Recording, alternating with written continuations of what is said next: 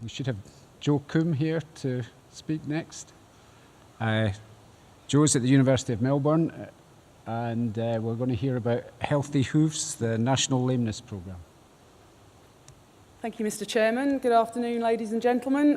Congratulations on your stamina for carrying on this long. Hopefully I can keep you awake for the next 15 minutes. As Mr. Chairman said, I am at the University of Melbourne now. I hung up my gumboots, or wellies as you call them here, a few years ago to go into academia. But before that, I did do a long enough stint of picking up lame cows' feet that it made it something that I'm very, very passionate about. And so I do feel very privileged to have been involved in this, in the inception of this program. So for those of you who don't know about Dairy Australia, it's basically the national services body for dairy farmers, and it is partly funded by a levy paid by the farmers. And so essentially using those funds, Dairy Australia provides resource development extension programs in various different formats.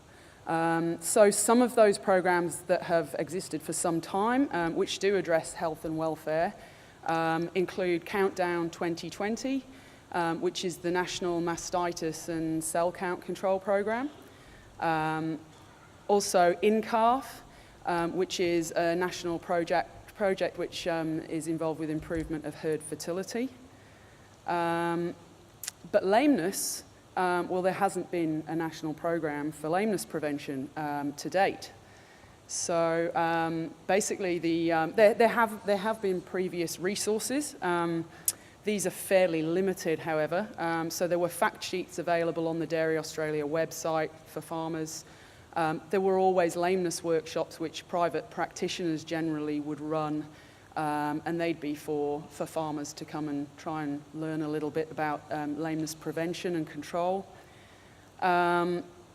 But until this year, as I said, there wasn't an actual prevention program nationally. So it was about 3 years ago, Dairy Australia decided this needed to change, and they collected together a whole team of experts from practice through to research and so on, and basically started to put together the concept of the lameness prevention program. So a couple of the key objectives of the program. One is to actually start to record and score lameness. For those of you who were in the lameness stream the other day, I can't remember which speaker put up the slide, but there was a slide of the prevalence or incidence of lameness across the world. New Zealand were on there, Australia weren't on there. And really it's because we have no real idea what our lameness incidence is. The private practitioners keep good records, but we don't always have access to those. We certainly can't collate them. Jacob Malmo from one area of Victoria has estimated the prevalence to be somewhere around the 10 to 11% mark, but there is no real published data on lameness incidence in Australia. So we can't start to look at how we might improve lameness until we actually know where we are currently. So that's one of the key objectives. And another is obviously to try to prevent and manage lameness and improve the lameness incidence that there is. And this is to actually, and basically this is to improve delivery of the resources and also training to farmers and lameness advisors. So I'm just going to take you through, this is still a work in progress, I should point out. There isn't a specific launch time or date. It's actually being rolled out as the different resources are developed. So when you see a little tick, that means it's been developed, and where there's a little arrow, it's still in process, okay? So we've already piloted a lameness investigation tool. I'll mention a little bit about that later, but just a quick thanks to our University of Melbourne dairy residents, those of you who are here and helped me on that. We basically sent this investigation tool out, and our dairy residents piloted it, came back with feedback, and we've changed aspects of it, and that's ready to be rolled out. We will be doing some webinars for the farmer lameness workshops, which I'll discuss in a little bit, but also we'll do a webinar on that investigation tool. Okay. And then the lameness scoring. There are many different ways you can do locomotion scoring. In my PhD, I looked at hoof health, and we used the Sprecher system, which those of you who have been in the lameness stream would have seen. We decided that that was probably a little bit complicated, and so I'll show you the scoring chart in a second, but we did simplify it slightly. The data capture tool, what's been decided is that there will be an overall app developed that will actually have several different aspects of health on it, including lameness. So, but the whole idea is that we will then be able to start capturing the incidents as farmers record it, or vets, of course. So the lameness scoring, as I mentioned, we've decided to go with essentially a 3-point system, so quite similar to the UK. And we're going to have huge posters, which farmers will be able to order. This is on the website, which I've got a link to later. And so basically, we're going to try and get farmers actually locomotion scoring. We're calling it lameness scoring.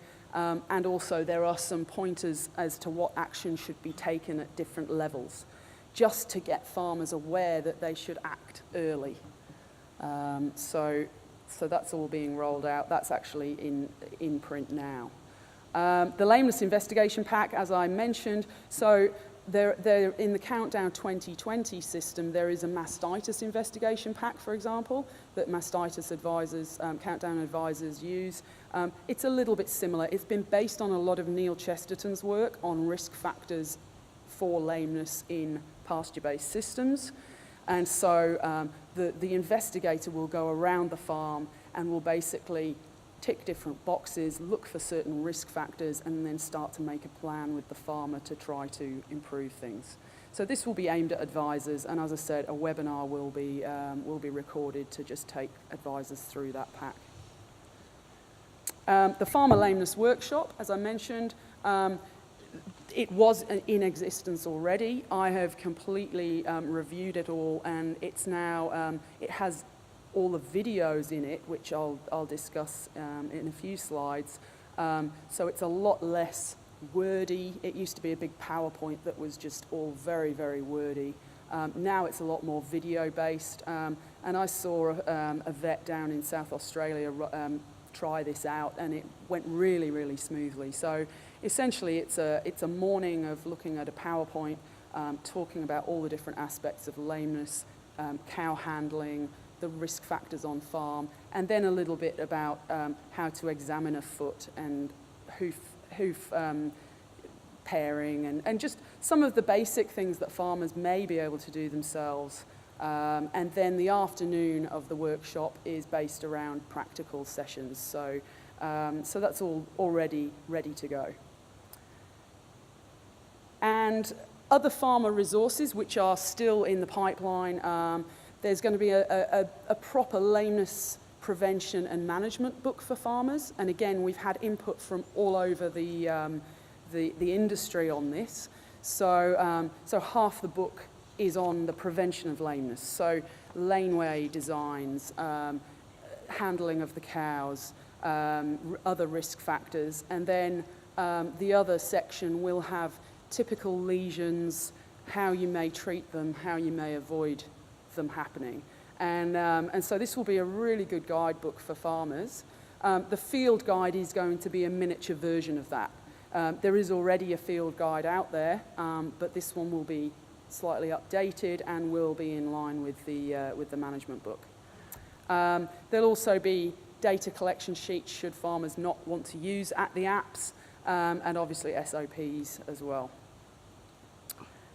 And then the video resources. So there are a suite of videos that have been developed, and these range again from identification of lameness, the lameness scoring system, how to pick up a cow's foot, right the way through to actually treating lesions or the basics of treating lesions, and things like applying a cow slip or a block.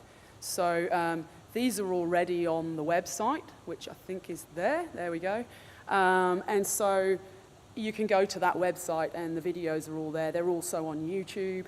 So they're really easy for farmers to just have a look at. I certainly wish, when I was a new graduate, that I'd had the access to these videos. I think they're really, really useful. So that's the other aspect. So that's just a picture. I would have loved to have played one of the videos, but I think the minimum length is about 2 minutes, and I thought, I'll be pushing my luck if I try and do that.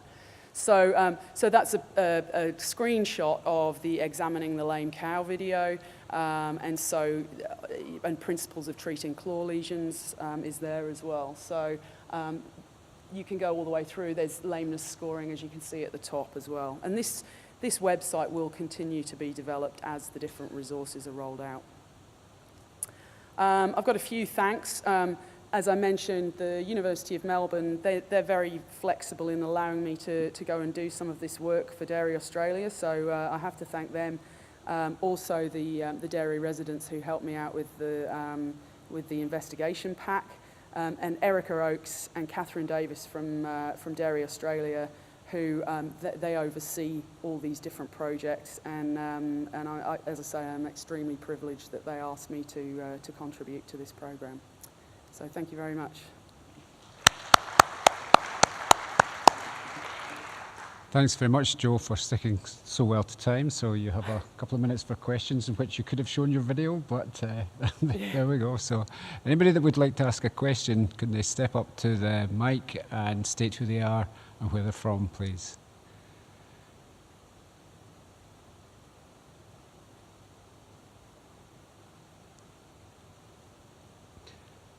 In terms of assessing the success of this, do you need to carry out your baseline incidence studies? I believe we do, yes. It's tricky, especially in the current climate, to try and get the funding and the permission to go and do that kind of thing.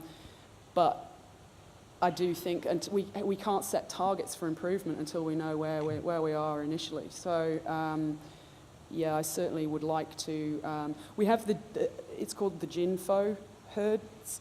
Jenny Price she's just talked about that in her genetics talk. And that's a selection of herds in Australia which keep extremely good records. So I think that at least using those herds, we could get some kind of an estimate. Okay. And hopefully we can do that and then set some targets. Thanks. One question. Thank you for an excellent presentation on this topic, and I already enjoyed your website. Thanks.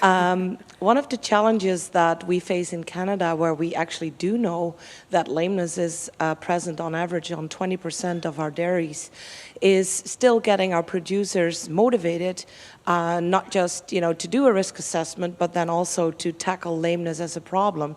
So how do you see that for Australia? If you don't even know what the current prevalence is of lameness, how do you motivate whoever is going to roll out your program or use the packages that you're developing to tackle lameness? Yeah, I mean, it's kind of almost a psychological issue, isn't it? You have to be able to sell the program.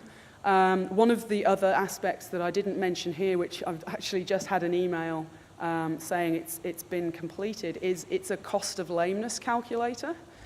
And in that, we're going to have a neat little thing where farmers can estimate their current lameness prevalence, and then they can tap in how much money, it can calculate how much money they'll save if they can lower that by, say, 5%. And so I think by pushing that kind of aspect, hey, you can get a real economic benefit out of improving lameness on your farm. That's the kind of way that we can start to get them thinking.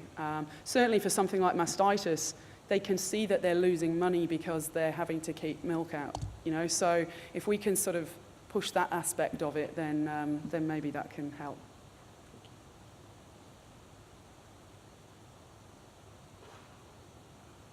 Somebody's just decided they want to ask a question and they're finding their way to the microphone.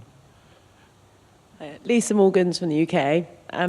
There's been quite a lot of work showing that cost isn't a massive motivator for farmers to take up a new, change their behaviour or change practice on farm.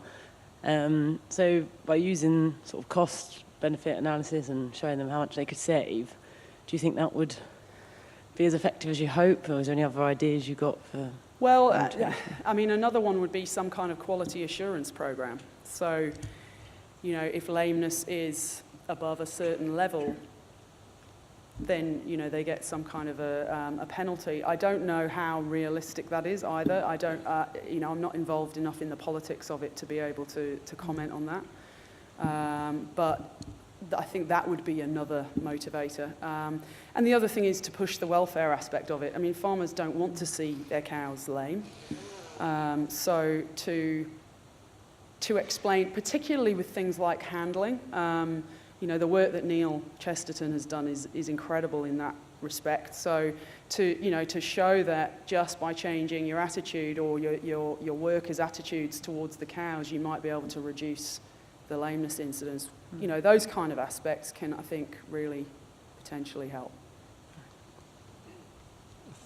Thanks very much, Joe. We'll move on to the next speaker.